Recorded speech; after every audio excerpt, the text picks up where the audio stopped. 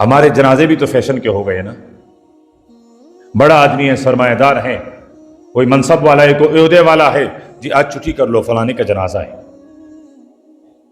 3 دن ان کے پاس بیٹھو, کیوں؟ بڑا آدمی تھا. اور ایک غریب آدمی جب فوت ہوتا ہے, ادھر مسجد کا مولوی اعلان کرتا ہے بھائی بقیہ نماز کے بعد, سنتوں کے بعد جنازے کی نماز ہے. کہتے مولوی پڑھائے گا, ہمارا کیا کام ہے؟ نماز میں دیکھو صفیں بری ہوئی, جنازے میں دیکھو 2 صف. یہ اور لوگ ایمرجنسی میں چلے گئے, آپ کو بھی ایک دن یہ ایمرجنسی پیش آنی ہے. اس ایمرجنسی میں ایک دفعہ آپ نے بھی جانا ہے. دوسروں کے جنازے میں شرکت کرو گی, اللہ آپ کے جنازے کو عزت والا بنا دے گا. اور اگر دوسرے کے جنازے کو نظر انداز کرو گے, اللہ نہ کرے اللہ نہ کرے, کل تم ایسے ہی نظر انداز کیے جاؤ گے. اور یہ تو الگ بات, مسئلہ کیا ہے شریعت کے روح سے؟ آپ جنازے کی جگہ حاضر نہیں ہیں, آپ پر جنازہ فرض نہیں ہے. 2 4 10 مسلمانوں نے پڑھ لیا, سب کا ذمہ ساقط ہو گیا. لیکن آپ جس جگہ حاضر ہو گئے, اب جنازہ آپ پر فرض ہو گیا, اب اگر جاؤ گے تو گناہگار ہوں گے. تو یہ ایک نہیں کئی دفعہ, یہ تو آج بات چلی تو مجھے یاد آیا کہ یہاں جنازے کا اعلان ہوتا ہے اور جنازے میں آدھے لوگ ہوتے ہیں, آدھے چلے جاتے ہیں.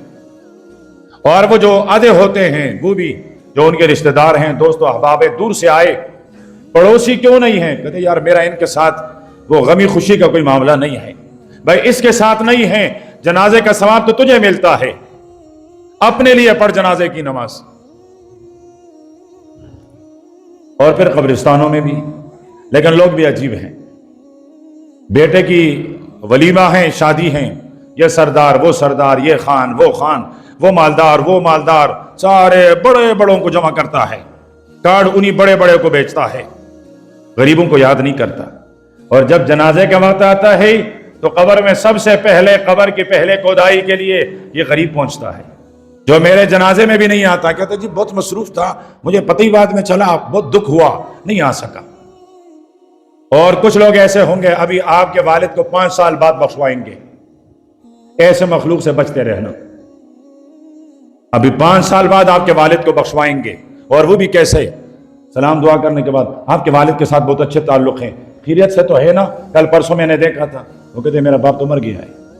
کتنا عرصہ, 2 سال ہو گئے, 2.5 سال ہو گئے. اچھا وہ میں پھر بھول گیا, چلو فاتحہ پڑھ لیتے ہیں. ٹھیک, تو ایسوں سے اپنے ماں باپ نہ بخشوائیں.